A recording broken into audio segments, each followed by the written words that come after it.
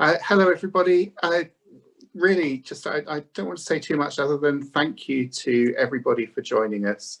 It's a real encouragement for us, particularly when there's so much else bleak going on, to see so much enthusiasm for this lovely new book by Rachel, and to see you all turning out on a Wednesday evening with everything else going on in the world.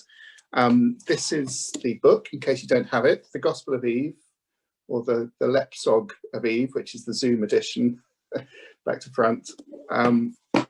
If you haven't bought a copy yet, please, we'll put a link for buying a copy in the chat box.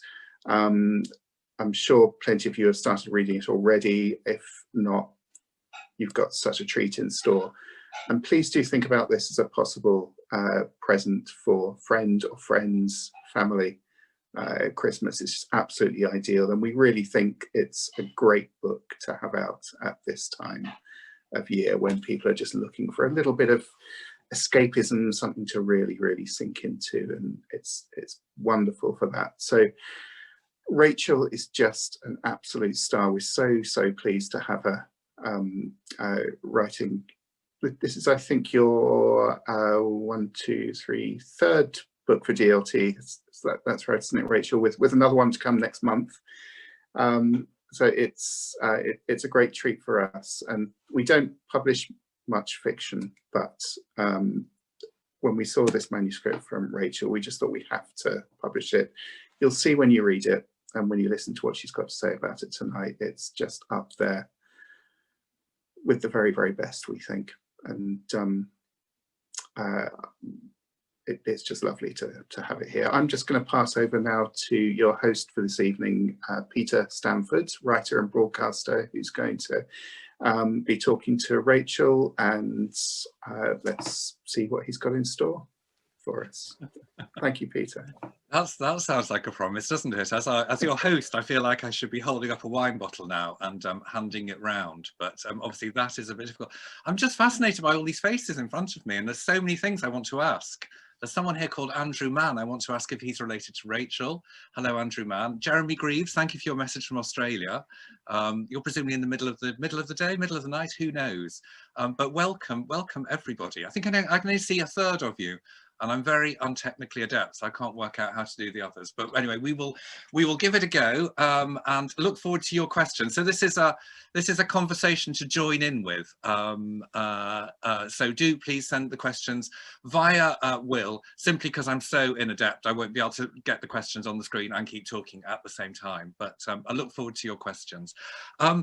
Wonderful book, as David has said already. I was privileged enough to read it a little bit earlier when it was in proof form, and I just loved it. I really loved it, and I've written a couple of interviews with Rachel that hopefully will help the sales along when they come out. So we're coming from a place of loving it. So Rachel, here we are again.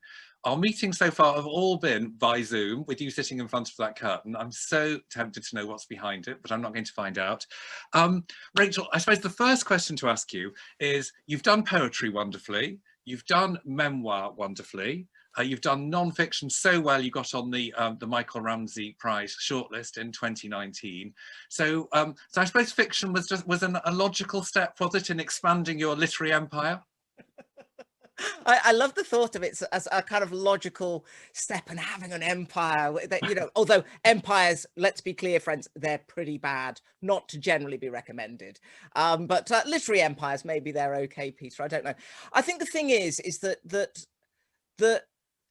I think there are a few poets, few non-fiction writers who don't really fancy writing a novel. I think since the novel knocked poetry off its perch, its supreme perch about 150 years ago, and became the dominant thing, everybody wants to write a novel. But I think in this case, it's one of those stories that just walked out at me. I think once I had a sense of location, once I had a feel for the characters, I just had to go for it. And that's often how I am as a writer, Peter. I have passions and I just go for it until they burn themselves out. And in this case, it came into land. So yeah, I mean, I love the idea of having a literary empire, but there's also sometimes it's just things have to be done.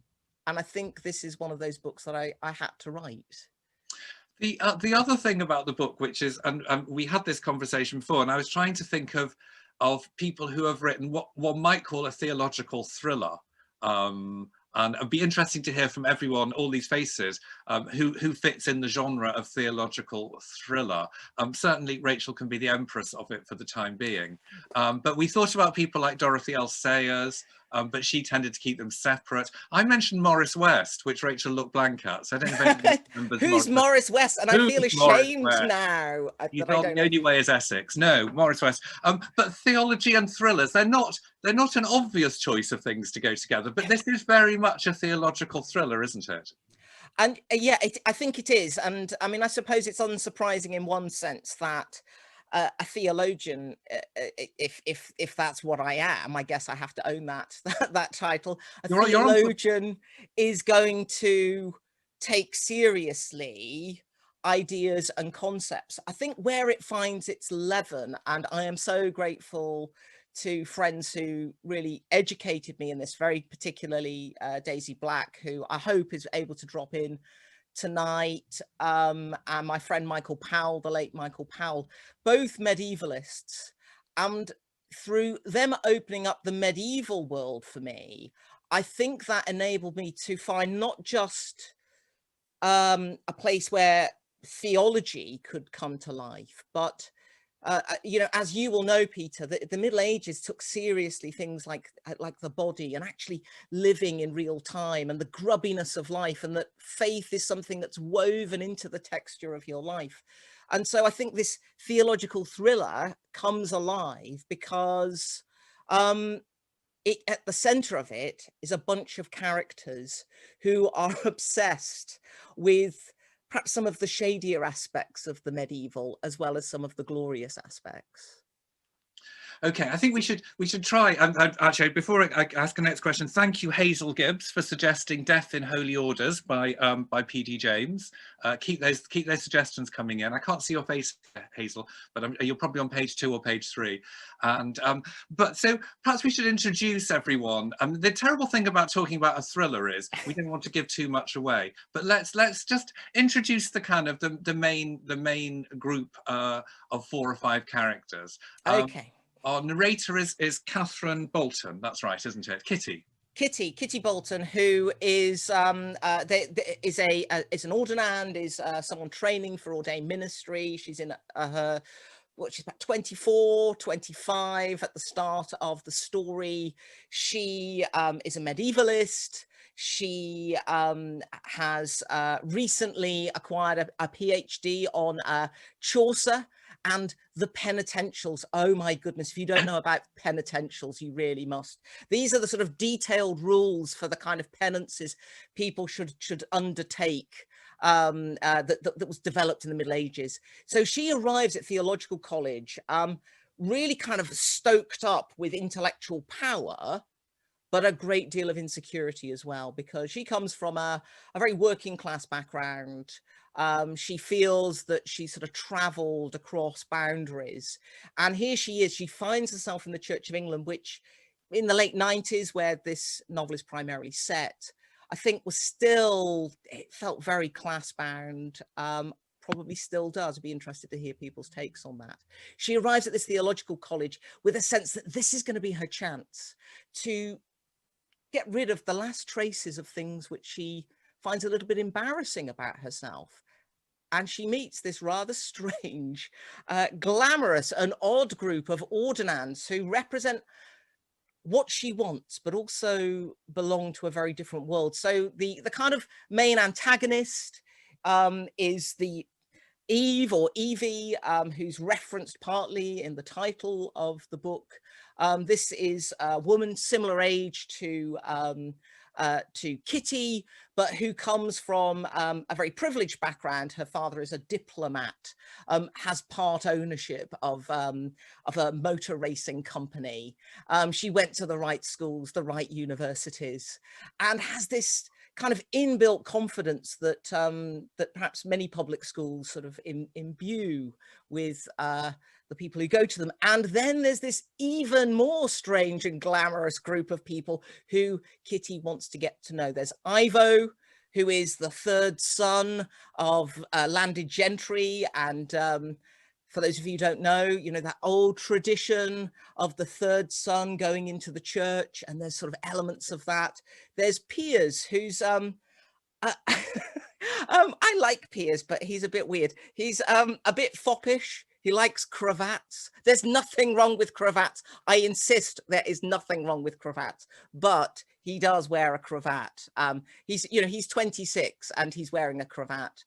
And then there's Richard, who, this is the 90s. Think of him dressed in sort of preppy sort of clothes. It's the time when Friends is really popular. And all of them have this interest in the medieval. Kitty is the odd one out in two senses. One, she's an actual proper expert in the medieval. She holds a PhD in it, and she's working class in heritage.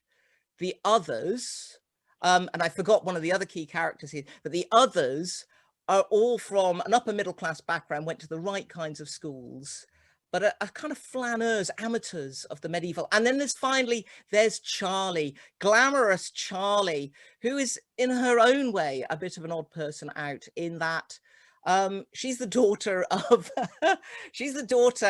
a magnate who owns, not magnate as in a fridge magnet, but someone who has lots of money, a magnate who owns a range of chi supermarkets in the north. And she was marked out to be a glamorous it girl. She has a crisis and turns to faith and disappoints her father by going into the church. So a strange group of people, but I have to say, theological colleges, you know, they have their fair share of strange people, and these aren't quite so odd as we might imagine. So those are the main cast of characters who get up to all sorts of naughty things. So now I have to say, as you've been talking, I have been listening very carefully, obviously, but I've also been looking at some of the comments. So David Walker has shared with us Charles Williams as a theological thriller writer. Lots of Patrick Tom's nodding there. I don't know who he is, but perhaps we'll find out later on. Kathleen Jowett has given us Susan Howatch. Thank you very much for that. And your comments about cravats are going down really, really well. I just want to make really clear, it's cold in my attic and I'm wearing a scarf around my neck. I can take it off and you can see what an old neck I've got, but I could just keep it on to keep warm. So I'm not wearing a cravat. But Jodie Stowell tells us there was a whole cravat group. I can see Jodie there. Jodie, there was a whole cravat group at your theological college. And I'm now looking around. Has anyone else got a cravat on this bit? No, not at the moment, as far as I can see. So cravats are a big thing. You haven't told us, Rachel, where it's all taking place. Yes. So it's taking place at this is obviously legal disclaimer time, at a highly fictionalized, in fact, thoroughly fictionalized theological college, which incidentally happens to be just outside of Oxford. Now, just so for those of you who aren't, involved in the world of church, there is a very real, at least I believe it's real, theological college just outside of Oxford called Cuddeston. Any resemblance to that theological college with my college is entirely coincidental. My theological college is called Littlemore. So whereas Cuddeston, I'm always terrible on geography, but Cuddeston, what is the sort of northeast? Littlemore is just to the south, the sort of southeast side. And it's entirely fictional, Peter. That I have to say that for legal purposes, of course. Of course, and we should also say other theological colleges are available, should people want to go to them. I mean, Littlemore obviously is Newman. Is there a touch of Newman in the book somewhere? Well, there's a moment right near the start where Kitty arrives at Littlemore Theological College, and she looks across the road away from the college, and she sees, firstly, the remnants of an old asylum with a panopticon, a huge tower, that sort of symbol of 19th century surveillance culture. And then she looks back to that sort of buttery stone, Cotswold stone of the college, and she thinks of Newman and has this vision, this kind of expectation that really when she arrives there should be processions of the Virgin through the streets, and sort of great devotion, sort of great revival of Anglo-Catholic devotion. So I think it's fair to say that the theological college itself, with Kitty's rather febrile imagination in play, she sees it as a kind of mixture of the medieval brought into the 20th century, along with that recovery of the medieval that Newman was instrumental about bringing out. And she's sort of fascinated by that dimension of the Anglo-Catholic and Catholic traditions. But I'm liking the idea of a theological college adjoining a former mentalist institution. Again, that's entirely coincidental. I mean, it's incidental. There's no... Perish the thought that you should have meant it in any way at all. Listen, I'm going to ask you to read a little bit in a moment, but just to keep us up to date on our things, thank you, David Walker. Charles Williams was one of the Inklings. Oh, that's right. No, that's correct. And thank you, my Lord Bishop of Manchester, if that's the David Walker. Oh gosh, sorry, Bishop. I'm very sorry, Bishop. He's suddenly gone blank on the screen. Is that? No, you're there. I apologise for not knowing that and asking a bishop a question. I'm Catholic. We're not meant to do any of these things, obviously. And thank you to Daisy Black, who's shared with us. She's taken her cravat off when she got home. Her room isn't obviously as cold as the room I'm in at the moment. But Rachel, you're going to read us, just to give you it is so beautifully written, this book as well, and it's so gripping. But you're going to give us just a little flavour, a little taster of the book, if that's okay. And just to say, folks, that I'm very conscious that with a thriller, and it really is designed to be one of those books that, for all the talk of the medieval and the theological concepts, is a page turner. I mean, ultimately, I want to entertain. But with a thriller, it's always difficult to think, what do I read? What do I share? Because you don't want to give too much away, but you want to give away enough that people think, oh, I do fancy buying a copy of that, or even 10 copies of that for all my friends. So I'm going to read you chapter 4, which is one of the shorter chapters. Hopefully you won't all fall asleep. And this is one of those bits in the book which actually draws on something that is part of my experience in the broadest terms.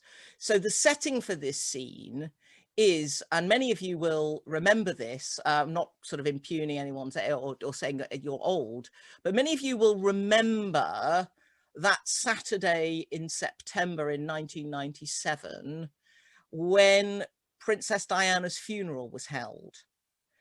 And at the time when that happened, I, along with a number of people who've since become very close friends, was at the College of the Ascension in Birmingham, which is was an Anglican mission college run by the United Society for the Propagation of the Gospel, which is now has a slightly different name. And some of the elements in this chapter draw on an incident that happened. But of course, I'm playing this very much up to the hilt. And it is, of course, profoundly fictionalized. So the previous chapter has a situation where Evie acknowledges that she's rather falling in love. Kitty acknowledges that she's falling in love with Evie, and that she has become utterly fascinated with this strange group of fellow ordinands. And this gives you a flavour of why. The blood incident happened during one of the iconic moments in the late 90s, Princess Diana's funeral. In those days before the internet, it was the kind of event that brought a community like Littlemore together. On the day of the funeral, the common room was packed.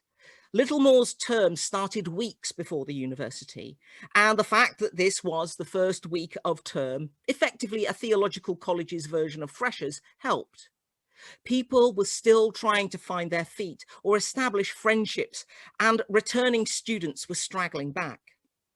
Some had arrived that Saturday morning, I think, just to share in the communal atmosphere of the funeral. Mr. Thatch, the handyman, had set up a TV, one of those vast mock wood monstrosities that took its own trolley to transport. Anyone more than half a dozen yards away had a very restricted view of proceedings, but nobody seemed to care. Whatever we felt about Diana, we had to be there. Instinctively, I gravitated towards the back. I sat with Evie on an old cupboard raised up above the crowd, while Ivo sat with Richard, Charlie and Piers a couple of rows in front. Arch royalists, Michael Shaw and Christopher Eastwood, had come down early and bagged TV-side seats. Despite never having been much of a Lady Di fan, I was fascinated by the choreographed pomp unfolding before us.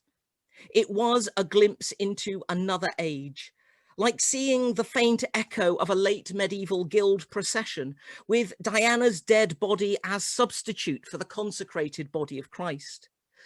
I remember thinking it somehow obscene that the grieving young princes were made to walk behind their dead mother in front of the vast crowds.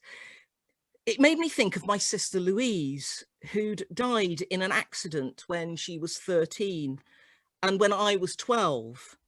Seeing the princes walk quietly behind the catafalque made me think how horrifying it would have been if someone had forced me to do the same for Lou. The blood incident happened during the national anthem. The gun carriage had arrived at the Abbey, Diana was taken in, and the great and the good had filled the vast space. Then the Queen arrived and the national anthem began. The Abbey rose as one and sang. The Littlemore common room remained seated and silent, at which point a young exchange student from the States, Daniel Fisher, stood up and said loudly and indignantly, "Why aren't you standing? I am disgusted. How can you disrespect your queen? Stand." I think the rest of us were agog. Not only was it such a random, unexpected outburst, but for those of us new to Littlemore, there was an odd sense of dislocation. Was this how it was? Did people talk to each other like that? For several beats, no one reacted. Then slowly, as if his tall frame wasn't really made for such an extraordinary act, Ivo stood. He towered over Daniel, who must have been 10 feet from him. Seeing Ivo stand, a few others began to get up, as if shamed into standing for the anthem. Ivo stared at Daniel from behind his horn-rimmed specs. The look was such a strange combination of fury, admiration, and disgust. I wondered if he was about to shout at Daniel or even attack him. Beneath his green tweed jacket, I sensed Ivo's upper body tense for action, and yet he seemed quite calm and in control, his head quite still. Slowly, he clenched his left fist. Surely Ivo wouldn't attack Daniel, would he? That was when it happened. Ivo, who had been so still and poised, winced. The left side of his face twitched, barely perceptibly, and his left arm went into a brief spasm. It was all over before most people could have noticed. Then a thin, bright line of blood leaked out from beneath his left cuff and trickled down over his clenched fist. Strangest of all, Ivo made no obvious reaction to this. He simply continued to stare at Daniel and paid no heed to the trail of blood. Rather, it was Piers who reacted. He spotted the blood oozing onto Ivo's hand and was, well, riveted by it. He stared at it with nothing short of pleasure and satisfaction, as if a point had been proven. There was a kind of hunger on his face and a delight. Then he looked up at Ivo, nudged him, and gestured towards the bloody hand. Ivo looked down quickly, almost contemptuously, sighed, and left the common room. Piers walked out after him. The people who had stood up in response to Ivo looked rather embarrassed and sat back down again. It was a quite extraordinary moment. I wanted to nudge Evie and say, hey, did you see that? But Evie was whispering with someone next to her about the soldiers' uniforms. Later that day, when Evie and I were alone in my room, I raised the incident with her. Did you see that? What? That American facing off with Ivo Termagant? Pair of prats, if you ask me. Not that, the blood. What? Evie said this in a half-hearted way, as if she was already losing interest. She'd picked up my copy of the Decameron, the McWilliam translation, from my desk and said, is this translation any good? I've always preferred... No, listen, Evie. I cut across her and she looked up at me sharply. Did you see that blood trickling down Termagant's hand? She shook her head and said, oh, come on. You must have dreamt it. I did not. His mate, that Piers, he saw it and practically dragged him out of the room. Evie looked at me as if I were a slightly dull, if stubborn child. I sensed she wanted to get back to talking about the Decameron, a book she reckoned had more to teach the church about sex and relationships than the whole Bible, but could see that I was not to be deflected. Finally, she said, look, it could have been anything, couldn't it? Maybe he cut himself. She paused, as if struck by the absurdity of her speculation. What, shaving? I said. We both laughed. How hirsute, said Evie, would he have to be to start shaving his arms? She stuck her tongue out to signal how deeply unattractive she found hairy arms. The weird thing was, I said, that just before the blood trickled down his hand, I saw his arms spasm. God, Kitty, do you fancy him or something? No, listen, I said, hoping I wasn't blushing. It was really weird. He was staring at Daniel and I thought he was going to hit him. It was that intense. And he was so still. And then his arm just went into spasm and his face twitched and there was blood oozing from beneath his cuff. You're making too much of this, said Evie. It could be for a dozen different reasons. I shook my head and she said, hey, do you want me to ask him out for you? I do not fancy him, I said. And we both burst out laughing again. Later, I considered Evie's words. It could be for a dozen different reasons. The blood on Ivo's hand might have issued from a half-healed wound he'd picked up on one of his runs. Perhaps he'd tripped up and landed on a bit of flint, or in some accident in the kitchen. Cuts do sometimes open up and bleed again, don't they? But these explanations struck me as inadequate. I was sure something more elusive was at stake. As I lay on my bed that night, an odd connection came to me. I thought about how, as a teenager, I would often secretly stab my arms and the palms of my hands with a protractor until they bled. When I was going through the worst of my grief at losing my older sister, I found it was a way I could relieve my pain and anger. Sometimes I'd sit in my room at night and watch the blood trail down my forearms, soothed by the flow. I still had the white scars from old puncture holes on my arms, and I wondered if Ivo was doing something similar. Of course, once Ivo and Piers had admitted me to their inner circle, I discovered that my speculation was both wider of the mark and closer to the truth than I imagined. That night, however, I was sure of one thing. I had to get to know Ivo, Piers, and the others. It would be the only way to get closer to a truth I was sure they were hiding. As I replayed the day's events in my mind, I fixed on the strangest moment of all. The way Piers had looked at the blood as it trailed down Ivo's hand. He'd looked rapt with delight and fascination. I hadn't told Evie about that, or about something I was sure would only freak her out. The fact that secretly, I'd felt just like Piers. I turned off the light and lay as still as I could until I slept and dreamt of skin and wounds, of blood and pierced bodies. Wow. Rachel, thank you very much for that. And Stephen Raw, the answer is, as I understand it, Rachel has already recorded an audible version of it. Is that right? That is correct. Yes, hopefully we'll have that out relatively soon. So you need the book and the audible version. Yes, you do. Absolutely. You'll want to read along. It's a double pleasure in that. It's nearly ready, William is saying. I'm getting very good at reading these chat lines here at the bottom. One of the difficult things, as Rachel said already, in talking about a thriller is, and because I've read it to the end, we have to be kind of careful where we go now. But I think you all got a flavour at the end there of the kind of the blood, the body, and the kind of eroticism almost of it. And that's part of the story, isn't it, Rachel? And then he say as much as you want to say. Absolutely. I mean, I've said to you and others, I think, before now that that the book is about my three favourite things: sex, death, and religion, and that they are essentially the same thing.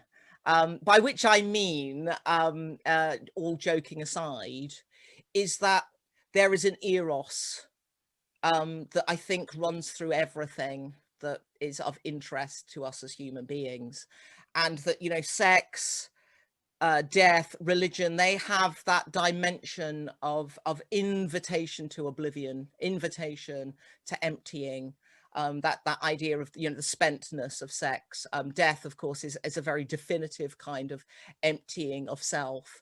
And religion, of course, you know, has that dimension that, that Jesus says, you know, that those who seek to save their lives will lose it. Those who lose their lives for my sake will gain it.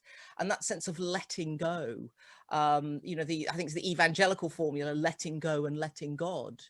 So I don't think we should be afraid of eros. I mean, I can appreciate that for some people, you might be thinking, oh gosh, is this something I really want to be reading or thinking about?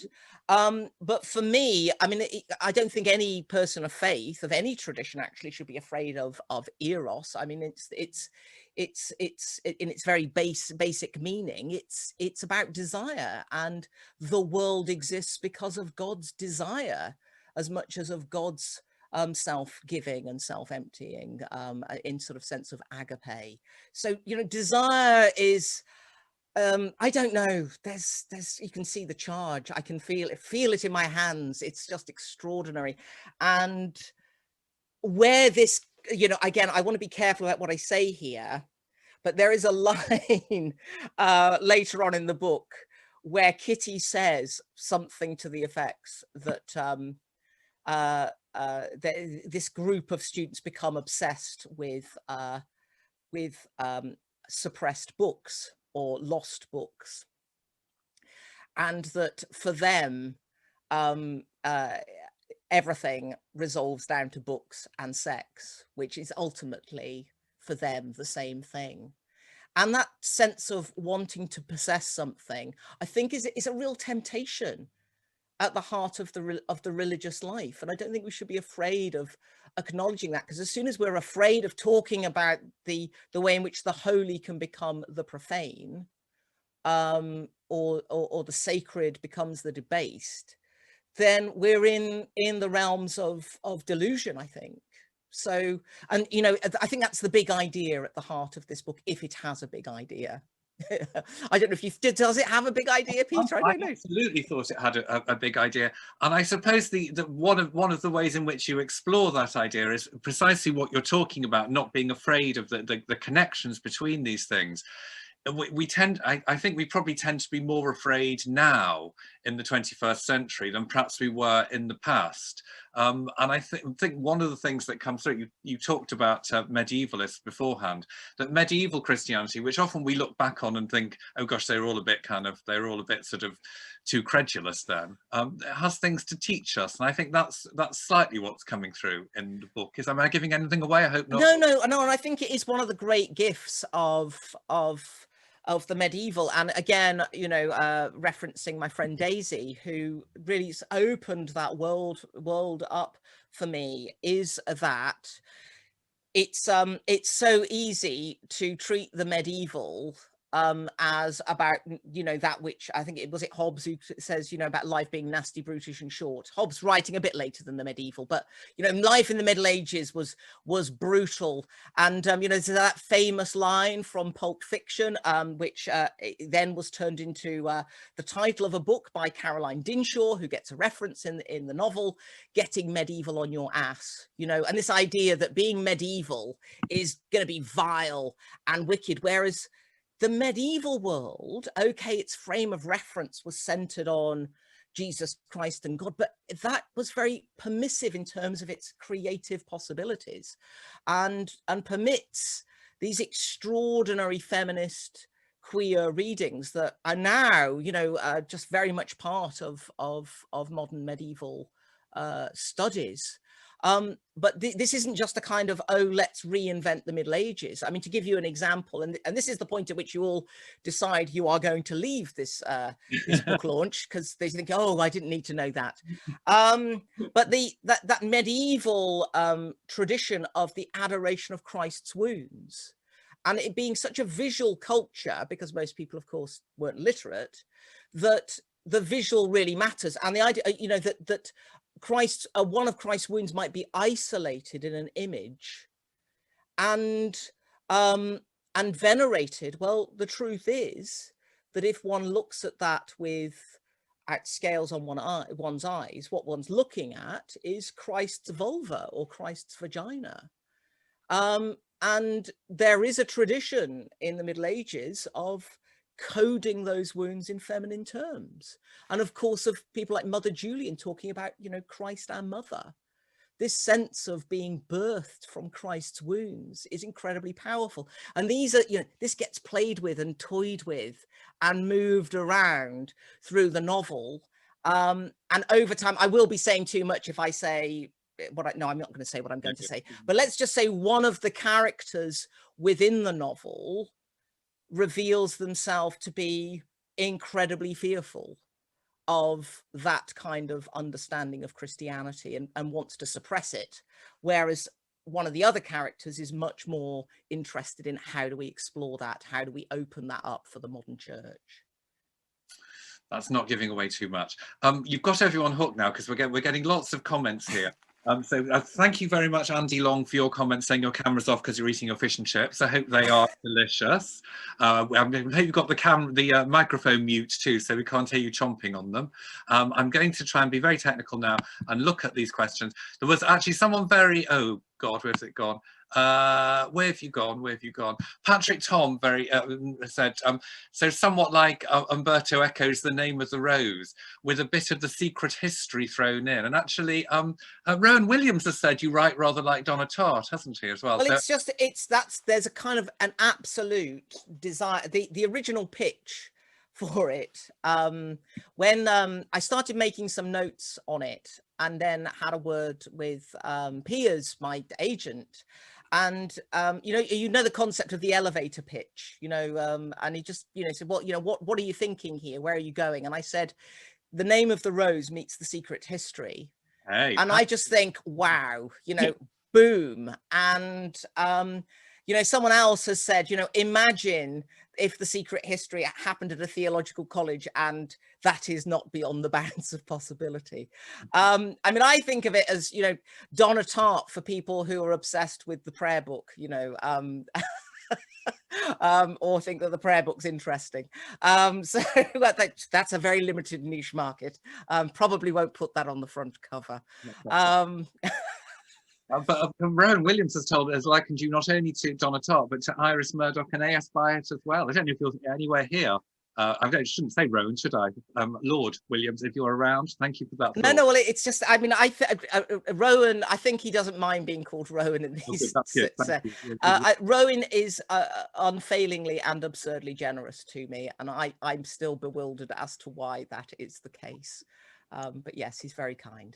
Okay, now Will is very nicely sending me the questions in the right order, and I'm taking them in the wrong order because that's the only way I can manage. But okay, the first question we've got here is from Alec Mitchell. Hello, Alec, who says, John's gospel is mentioned early on. None of it happened, but it's all true.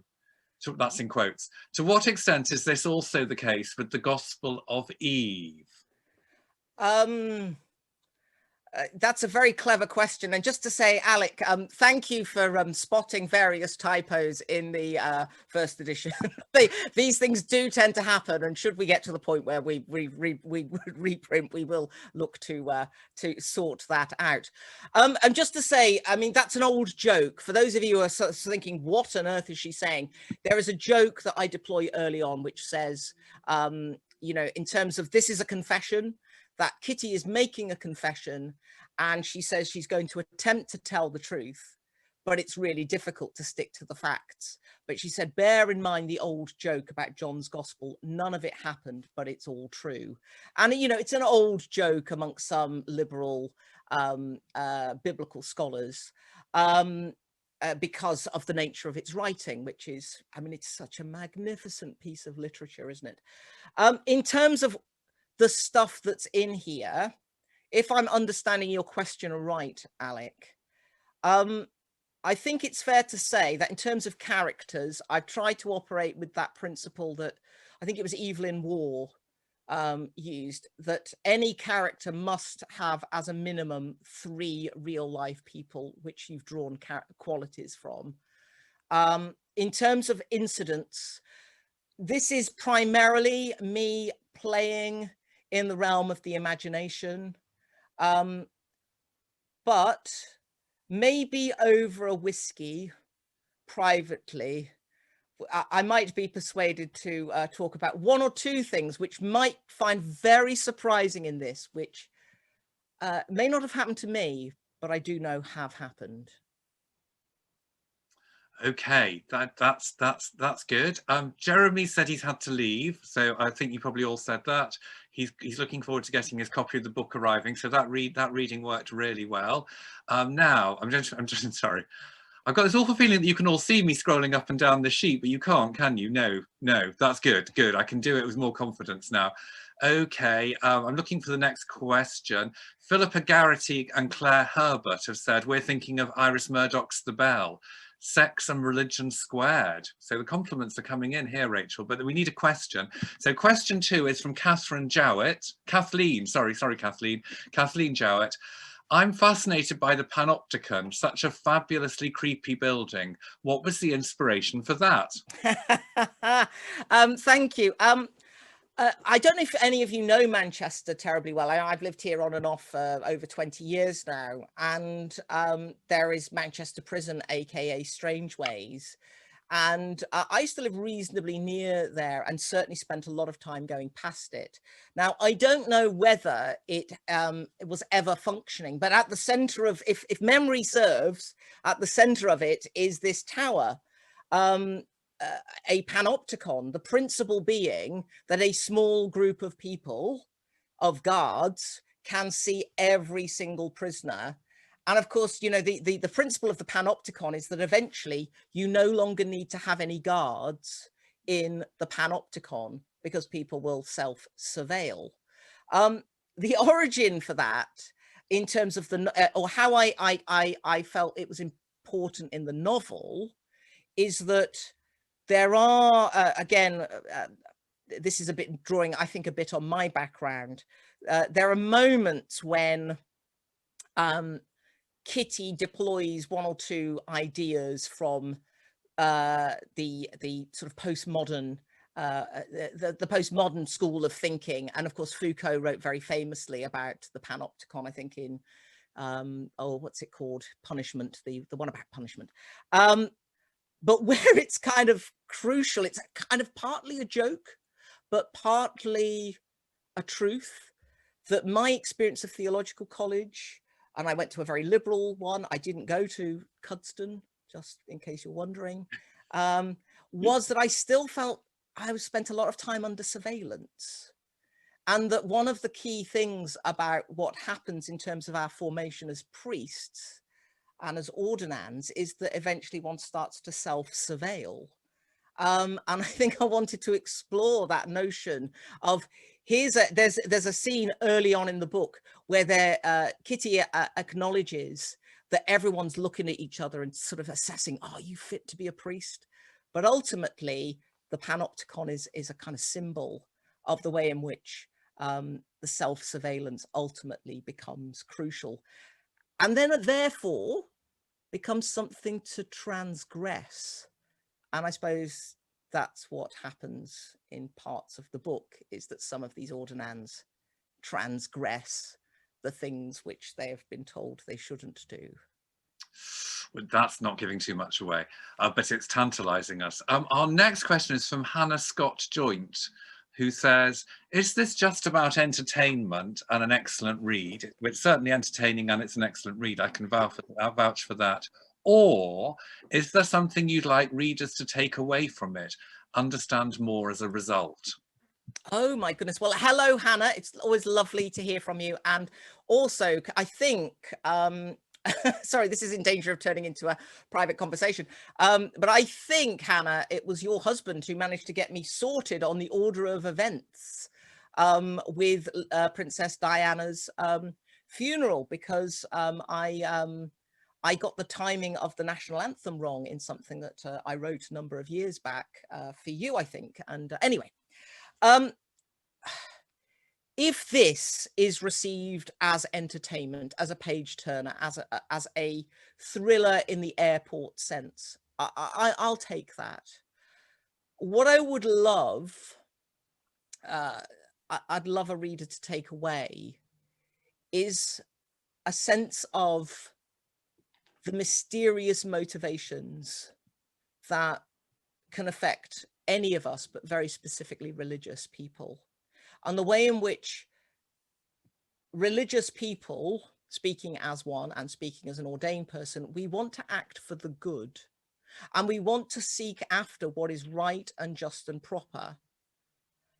And yet sometimes in the pursuit of that, we end up doing really rather wicked things.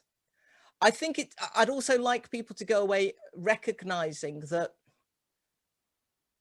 those people who are called to ordained ministry are as messy as everyone else. And I trust that in our heart of hearts, we know that. But as we know only too well from recent reports into the Church of England's behaviour, individuals in the Church of England's behaviour towards children and vulnerable people, so often the vile happens and it gets legitimated via collars and via people saying, I want to draw you closer to God.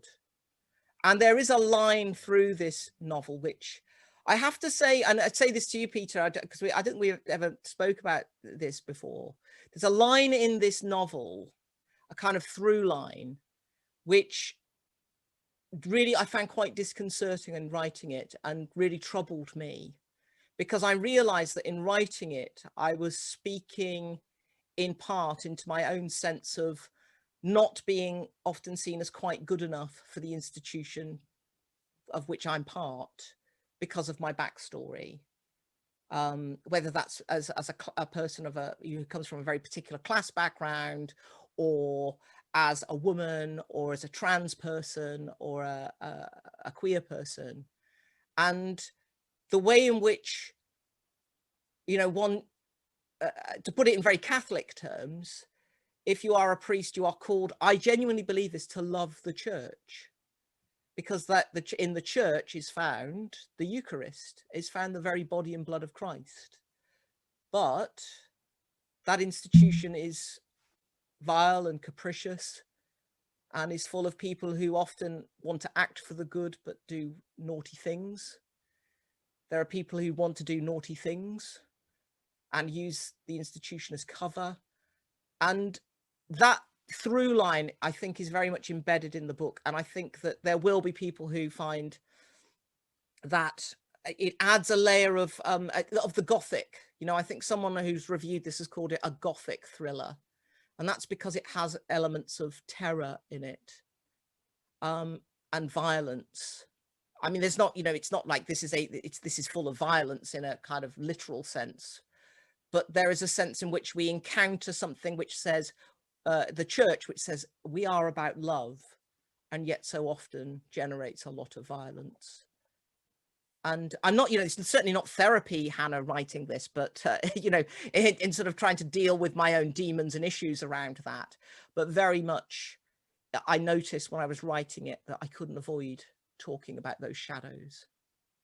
Gosh, thank you for that. Our third question is from Marjorie McLean, who asks, there's a tendency, especially here in Scotland with its conservative habits, for ordinands to try to survive, and you put that in capital letters, Marjorie, theological college, without being affected or changed by it. Is it a deliberate theme in this book that these characters are doing the very opposite, seeking to be affected as they possibly can be? Sorry, I'm reading it very pompously, sorry, and you're laughing. No, I think that's just, it's a really astute thing, this idea of there being very affected, because they are, there is an element of theatre about them, and it's, in terms of the characters of Ivo and Piers, Richard, Charlie, and to a certain extent Evie, because of their privilege, I don't think they feel the cost of being at theological college, which many people can feel, the anxieties, or at least we don't think they do, of course. Well, you will find out whether that is true, of course, when you read the book. I think that there is a kind of liberation that those characters seemingly have from this sense of, oh, well, I just have to get through this 2 years or 3 years and not be changed and affected by it. Kitty's in a slightly different situation in that because she brings with her all sorts of anxieties, internal anxieties and questions about, should she even be there? Is she good enough? Is she good enough for the church? Is she good enough for this college just outside Oxford? Is she good enough to be taught by this esteemed professor who's they all get taught by? And I think that's what makes her an interesting character, is there's a sense in which she wants to transgress and she doesn't. I think what is very clear, and I'm going back now to my own experience of theological college, is that I had the good fortune of training with Methodists and with URC candidates. I mean, I can even say some of my best friends are Methodists and URC people, and some of them, some of the more conservative ones very much thought, I've got to just survive this. Don't become a liberal backslider. Don't become this milksop. You know, stick to the gospel. I think that with all of these characters, there's a sense in which their primary commitment is to this corporate sense of Catholic faith that's based in ritual, is based in liturgy, and that gives them a lot of permissions to do all sorts of things, which is, again, coming back to the medieval. I think in my reading of it, appreciate there'll be medievalists here tonight, my reading of the medieval is that because it was a structured society, there had a lot of structures in its society, it was also very permissive for lay people. It enabled people to play far more than perhaps in a kind of post-Reformation world where everyone has internalized their religion and sort of treats themselves as their own self-surveilling good little boy or girl. Sorry, that was a rambling answer. Not rambling at all. Not rambling at all. I'm just going to let the world intersperse in this, because I'm not sure if we're all on the edge of our seats, but my phone, which shamefully is on my desk, has just told me that Joe Biden has won Wisconsin. That's good. How extraordinary, we're all looking pleased, but there we go. I just thought you might, because it's been a wonderful evening so far, and that might even make it that outside world better. Okay, our fourth question is from, I hope I'm going to pronounce this name properly, John Gillibrand. Have we got trapped by the negative attitude to the Middle Ages arising in turn from the Reformation and the Enlightenment? Oh gosh, and John, I'm sort of terrified to even attempt to answer that because I know you're a historian, so, and you could just kick my butt on it all the way from here to Walsingham if you wanted to.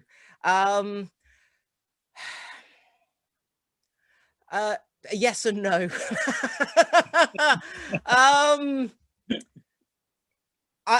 mean, I think that you know, we live in a time now. And you know better than this than I, because you wrote about Foucault, if I remember, John, and all of that, where all points of time and space in one sense are available to us. You know, it's that postmodern moment. So, and we can affect different kinds of roles and places and performances. So I don't think we're all sort of trapped into that sort of post-Reformation model, which, you know, I caricatured as, you know, the self-surveilling person. So yes and no, but I think you can answer that much better than I, so I'm going to be discreet and say no more.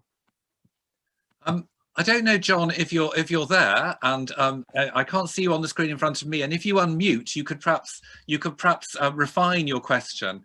Is that possible, Will? I don't know. Well, can you hear me? Can you hear me? We can hear you. Great. Yes, I think what kind of bothers me is that we, how can I put this? Rachel very kindly said I could put a good case for this. It worries me that we don't get back to the real Middle Ages, because we're trapped by the vision of the Middle Ages that comes from Reformation polemic and Enlightenment polemic. And I think we are seeing a stereotype rather than the reality of it. And Rachel's rather referred to the reality of it, that very strange combination of a very hierarchical, strict society, but also quite a permissive society in many ways, and a society that valued the body in ways that we're actually now returning to via Foucault. I hope that makes sense. That's great, John. Yeah, it's very good. That made sense to me. So I'm just thank you. I'm just looking at other. A couple of people having to leave saying congratulations. And there was a question here that yes. Oh, so Rosie Miles as well was bringing up Foucault, discipline and punish. That's the one. Thank you, Rosie. Lovely, Rosie. Great. Hello, Rosie. That one. So tell me, just explain that to me again, because my mind. That's the title. That's the title of the book that I was in my slightly befuddled, bourbon-soaked brain state. I couldn't fully remember. And we've all got tea. You've got bourbon. And James and Louise, actually, you very modestly just put discipline and punish, and I didn't know what it meant, so I rather foolishly didn't ask. I mean, as it happened. Hello, James and Louise as well. How lovely to see you. I mean, in one sense, it could be the subtitle of the Gospel of Eve, discipline and punish. But if I say any more, that's giving away far too much, I think, far too much. But it's one of those lines through the novel that I hope is absolutely grounded in real, generous, living characters who you can simultaneously sometimes really like and be really irritated by, certainly think are real. But these are people who, because of their interest in the Middle Ages and its interest in the body and the way in which the body can be a way through which we connect with God and prayer and reality, are unafraid to cross some lines when it comes to what might prayer look like. Gosh. Now, good news from Andy Long, who has finished his fish and chips. And he now says he's going to have to dip out, having presumably dipped into the fish and chips. But he's writing a review later this week. So there we go. That's someone who was impressed.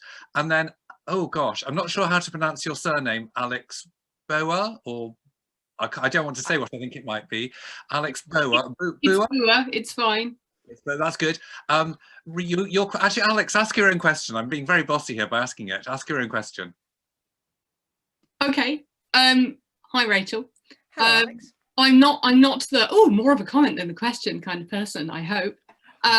But so I've been reading a lot of Old Guard fan fiction recently, and a couple of the characters were born in about 1066, met during the First Crusade. So there's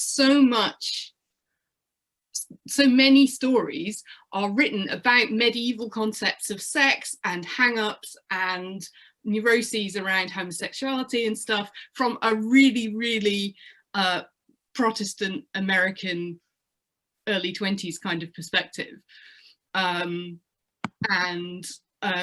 you can really tell the people who know about the medieval era and are writing out of hang-ups that they might have actually researched. What research did you do into writing this, or was it just drinks with Daisy? I mean, in terms of, thank you, it's a very good question. Just to say, if you haven't seen The Old Guard, it is available on Netflix. I'm now turning into an agent for Netflix here. It is a terrific The Old Guard. It's an action film, Peter, but it has Charlize Theron looking absolutely gorgeous in it, but also being a badass. Right. And it has actually, in my view, in terms of an action film, the best representation of a gay relationship that I think you're likely to witness. I think it's just extraordinary, actually. It's really beautiful and well drawn. In terms of research, it's worth saying that my bookshelves are now covered in all sorts of texts about the Middle Ages. I, for my sins, had the dubious fortune of reading people like Thomas Aquinas when I was younger, and so I feel like I have a reasonable grip on scholastic philosophy. Daisy, just to say, I feel like I'm now sort of wanting to promote Daisy as a sort of the world's greatest medieval consultant, but she is amazing. And frankly, if she's got time for freelance stuff, just get her to, pay her lots of money to teach you about the Middle Ages. She really taught me a lot, but an absolute key moment for me, and I try and capture it in the novel, was having the privilege of spending quite a lot of time at Chet's library, at Chetham's library, which is, I guess, a medieval library in Manchester. And their head librarian, the late Michael Powell, essentially opened their strong room to me and said, here, spend some time with medieval manuscripts. And I'm struggling to find the words. It was a really moving experience, because these, primarily handwritten, we did have a look at some, showed me some early printed texts as well. And to be allowed to touch the vellum, this skin that on which beauty was written, was you probably hear the kind of emotion in my voice. It was kind of quite erotic, in the sense that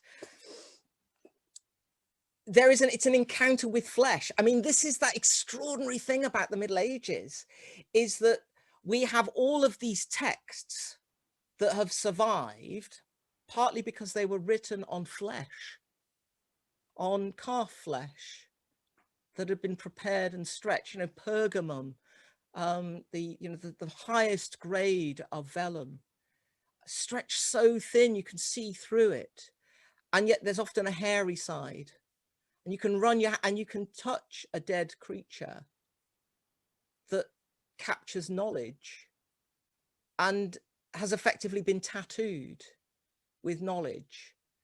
And I have a lot of tattoos, and And there is an eros about tattoos as well. That's a conversation for another time.